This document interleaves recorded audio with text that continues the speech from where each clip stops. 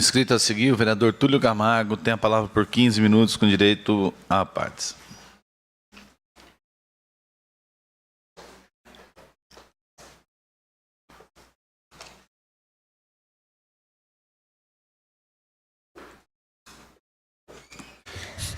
Senhor presidente, senhores vereadores, plateia aqui presente, internautas, funcionários desta casa. Antes de mais nada, eu gostaria de manifestar aqui desta tribuna, com a presença do vereador André, o meu sentimento pelo passamento de sua mãe, vereador. A gente sabe que era uma pessoa muito estimada, uma pessoa generosa, uma pessoa sempre alegre. Então, fica aqui realmente as nossas condolências. Com certeza era uma ótima mãe, uma ótima esposa, uma ótima avó.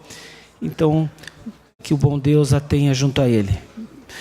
Gostaria de pegar um gancho aqui na fala do vereador Giovanni, muito oportuna. No início desse mandato, eu apresentei uma propositura ao Executivo para que justamente adotasse uma postura de se levar melhores informações aos nossos jovens, aos estudantes da nossa cidade, em relação à prevenção das DSTs, as doenças sexualmente transmissíveis, até porque realmente a AIDS tem aumentado em muito em relação aos jovens que deixam de se proteger, mas, além disso, tem havido um aumento muito grande da sífilis, tem havido um aumento muito grande da gonorreia e outras tantas doenças, justamente por falta de prevenção.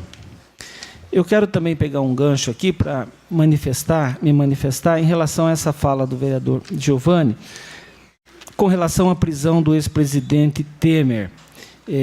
Não vai aqui acusá-lo ou defendê-lo, não me cabe fazer isso, mas realmente a gente vê com preocupação toda aquela cena pirotécnica, toda aquela coisa cinematográfica, quando a gente sabe que um ex-presidente era só a polícia comunicá-lo para que comparecesse, a uma determinada delegacia ou coisa parecida, que os próprios agentes federais o acompanhassem, ele no carro dele, porque realmente aquilo ali não tem sentido. Mas eu vou mais além. É uma prisão preventiva. É uma prisão que ele ainda não recebeu a condenação nem em primeira instância. E quando é que deve ocorrer essa prisão preventiva? Quando o acusado ele procura obstruir o andamento do processo. Eu acho que o Michel Temer não estava fazendo isso, procurando atrapalhar as investigações. A prisão preventiva se dá também quando há uma tentativa de se constranger as testemunhas. Isso a gente sabe que ele não estava fazendo. Ou seja, quando há um perigo iminente de fuga para o exterior. Então, realmente, eu falo aqui em relação à nossa Constituição. Eu não estou aqui defendendo o presidente, mas estou defendendo os direitos e garantias do cidadão. Por que eu falo isso?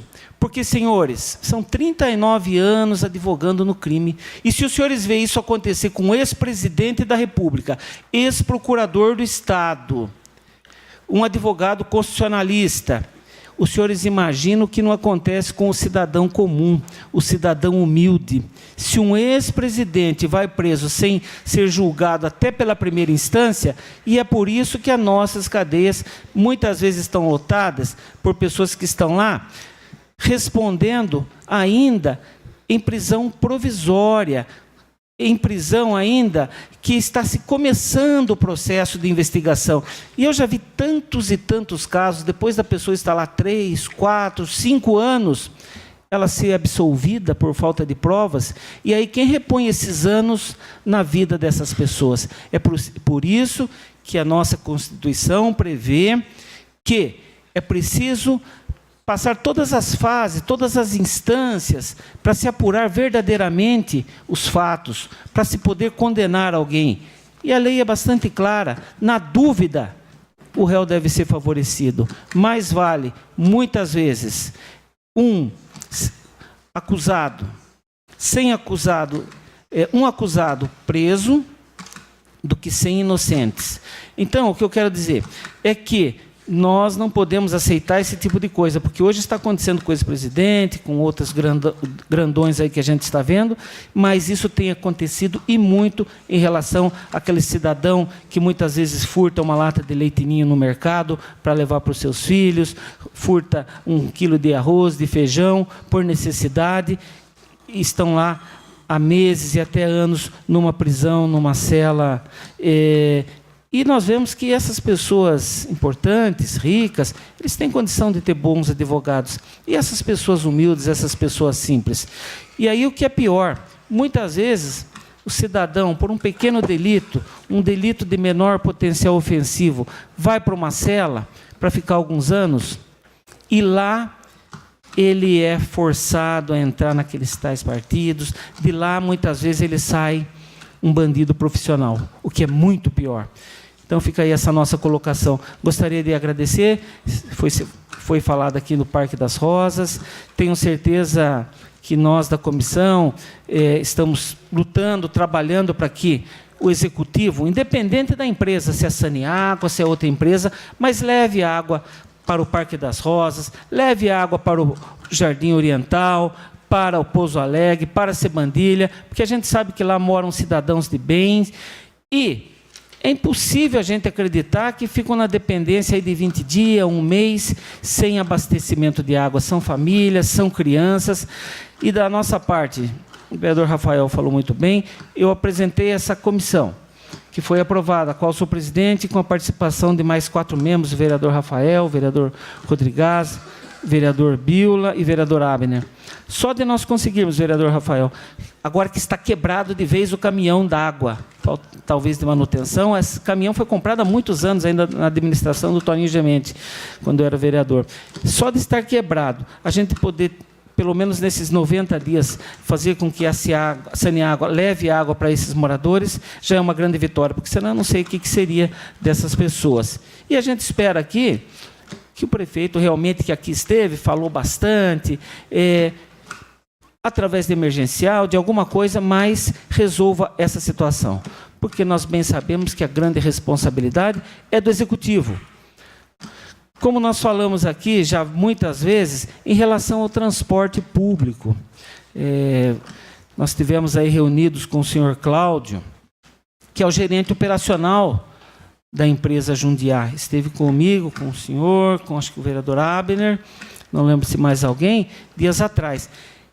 Tem um convite de Vossa Excelência. E ele falou aquilo que a gente já sabia, aquilo que a gente sempre falou aqui, a grande responsabilidade do precário trabalho, do precário serviço que vem sendo prestado por essa empresa, não é da responsabilidade da empresa, mas sim do Executivo. Muito bem falou aqui o gerente operacional, olha, quem define os horários, quem define os itinerários é o chefe do Executivo. Nós só cumprimos ordens. Nós estamos lá para atendê-lo.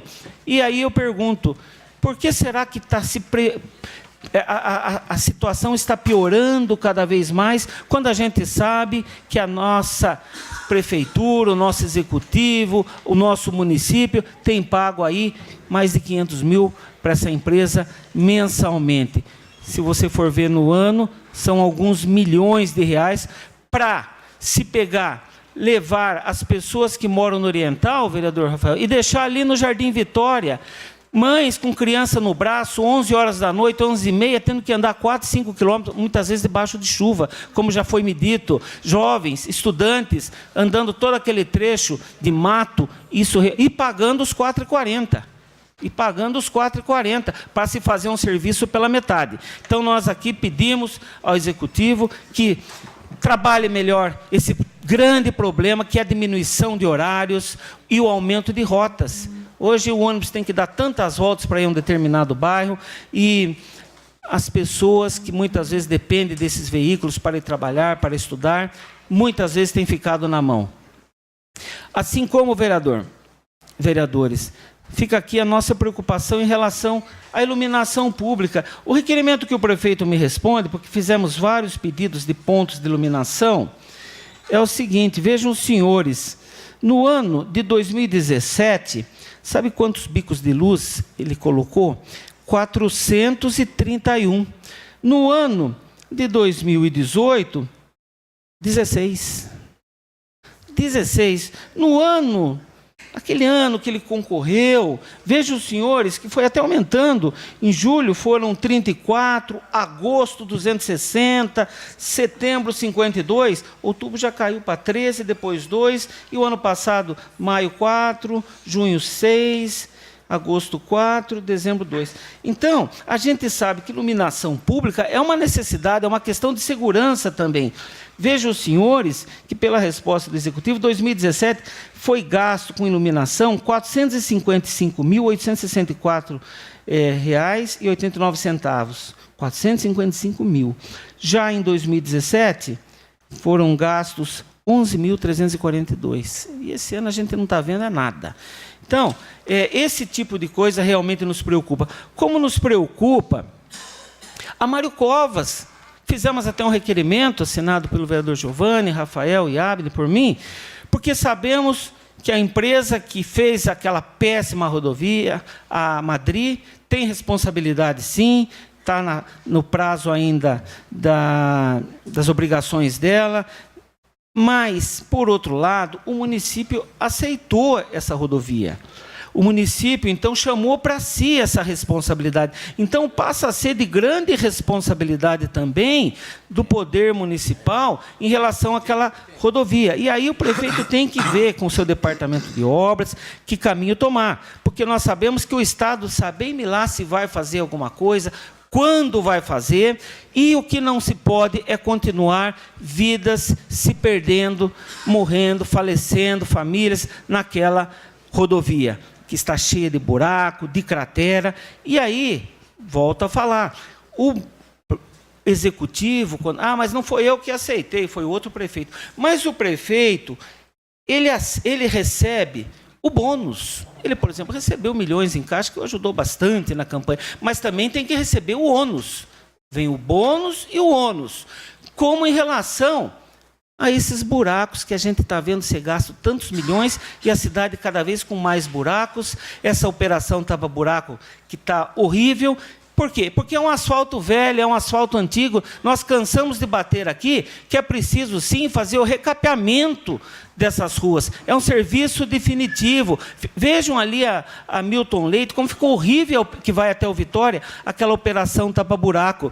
E eu digo isso, senhor presidente, senhores vereadores, porque o que nos preocupa são as ações civis, as ações reparatórias, que podem vir sim, e a população tem todo o direito de acionar a prefeitura, quando estoura um pneu, quando ela tem uma avaria no veículo, quando ela sofre um acidente em virtude de um buraco na rua, porque ela é assegurada pela Constituição, que diz que a responsabilidade é do município. Assim como numa estrada estadual ou federal, a responsabilidade é do Estado ou da União.